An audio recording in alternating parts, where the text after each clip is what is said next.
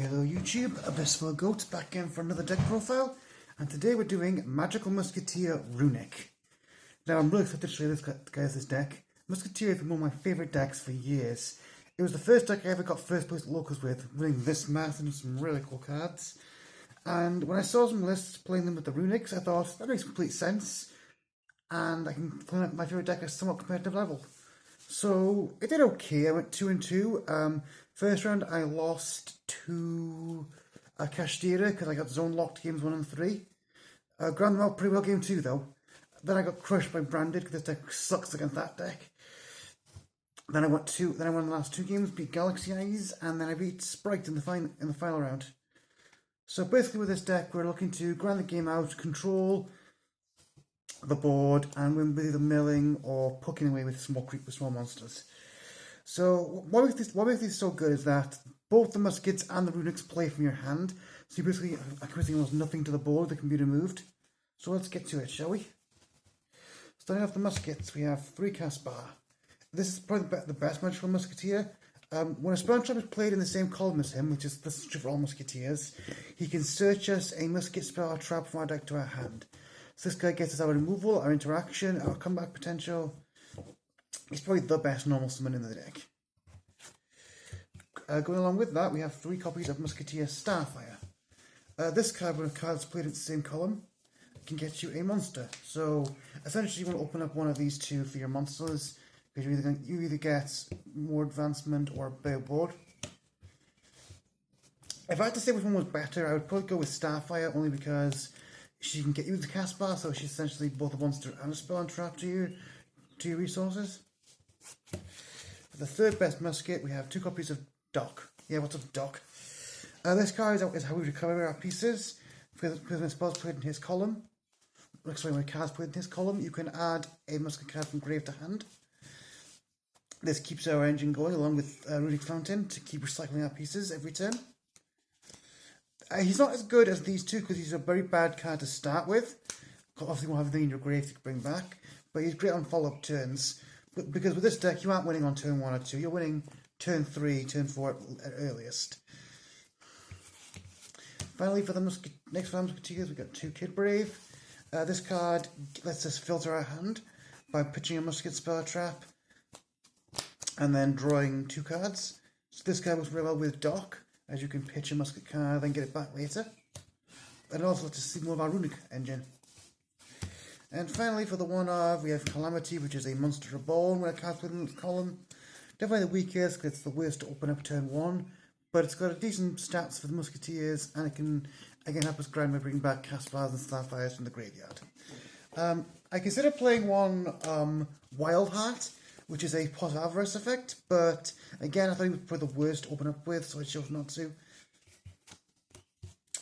Next up, for the Musketeer spells, we have 2 copies of Cross Domination. This is an effect veiler that reduces the points of the monster it hits to 0, making it a good battle trick and a good way to prevent our opponent's plays. And then we have 3 copies of the best musket spell trap, Desperado. This is a pop with a face-up card. I use this a lot in the games because it can not only take out monsters, it can take out things like field spells, some of the branded continuous spells and traps. It's just a really versatile card. And one tech I'm playing that a lot of musket builds are not playing with Runick is 1 copy of The Last Stand. The reason I'm playing this is because Runick Fountain is a big part of this strategy, so having a searchable spell trap negate that can be recurved with Doc means protecting the fountain is a lot easier in this deck. That's the Musket Engine.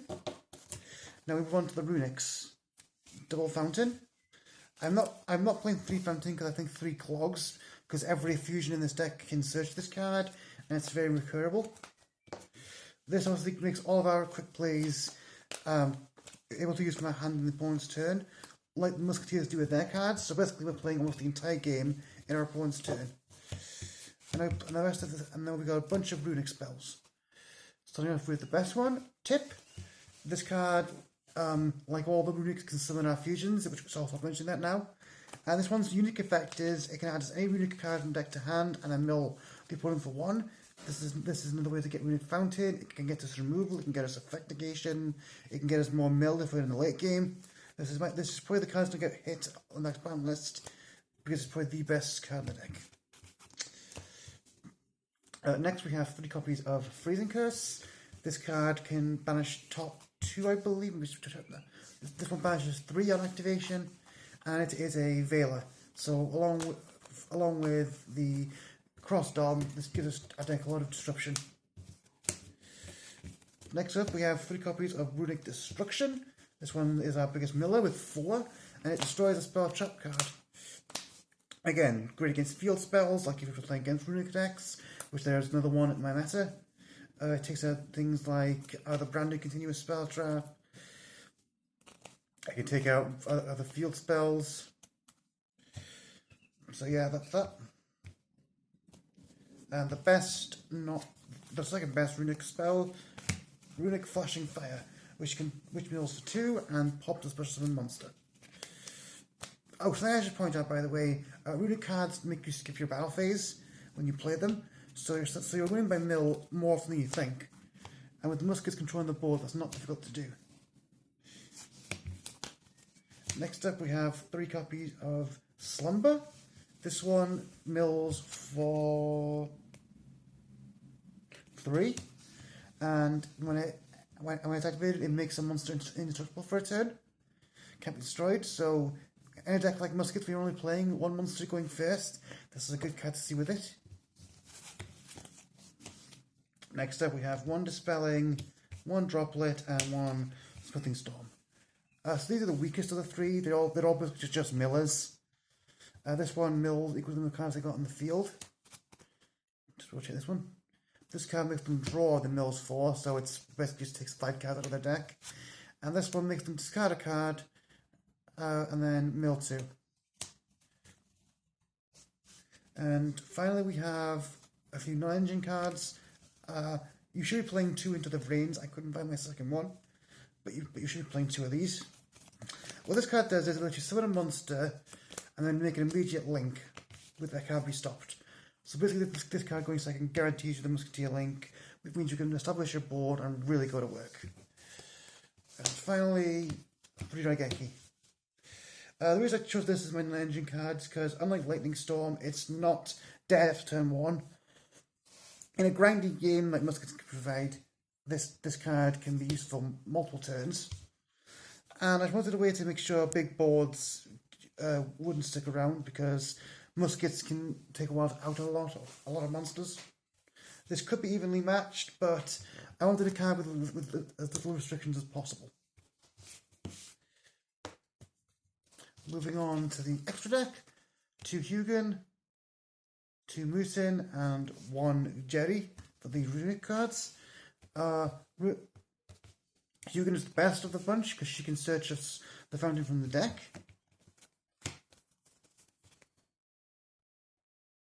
Jerry can return one non-quick play Runick card to our hand, so that's good with the fountain 9 out of 10.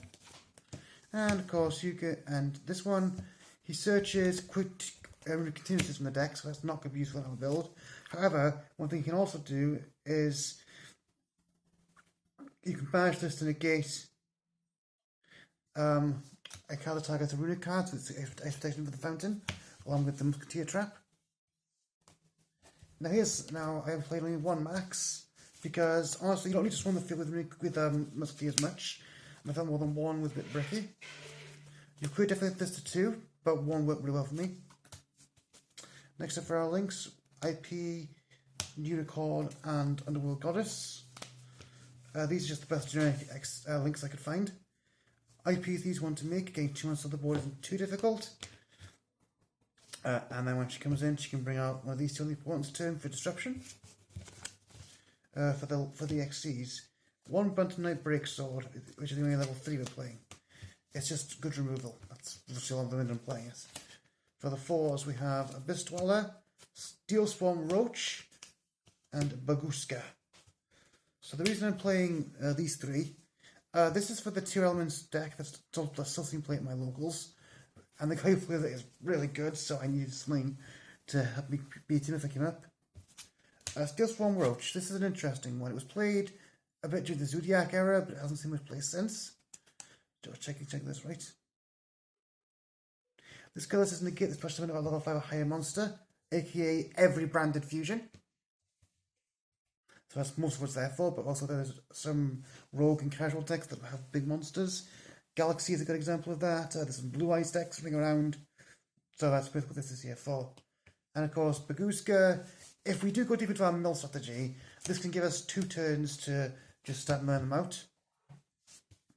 Which happened in my last round. Actually, I got the guy quite low on cards, but there's a possibility he could kill me before I can mill him out. So I just used my 2 level 4 muskets, slapped this down, and pretty much won the game from there. And our final 2 cards are, of course, a Zeus package. Now, this doesn't come up as much as you'd think it would, because all the time the Runicks skip your battle phase, but there's sometimes where you want to just hold the nukes in your hand for the opponent's turn, make this, and then you've got 2 board nukes that are very hard, that can drag the game on long enough for you to get control with the Runick and Musketeer cards. We'll be very quick with the side deck, it's just not changed. D-Barrier, this is very important with Tier Element and Branded being big decks in my locals. 3 copies of Twin Twister for rival Runick matchups. I know I should play Cosmic, I don't have Cosmic at the moment. These also can put another Runick spell in the graveyard that you can't activate to give you more ways to recover him with the fountain. Triple Lava Golem and triple Evenly Matched, because Kashtira is a pain in the fucking ass. And I swear to God, I cannot wait till Diablosis just burns in hell. Ugh. Sorry for the rant, I just really hate that deck. And double Droplet and 1 Feather Duster. Standard. This came up in my last game because you're going to be filling your hand up so much with the Runick Fountain. You'll have plenty of fodder to discard to this to negate multiple monsters, and then again it fills your graveyard up for the next turn to give you more fountain activations. And there we have it, Musketeer Runick, a really fun deck. I had a lot of time, good time playing.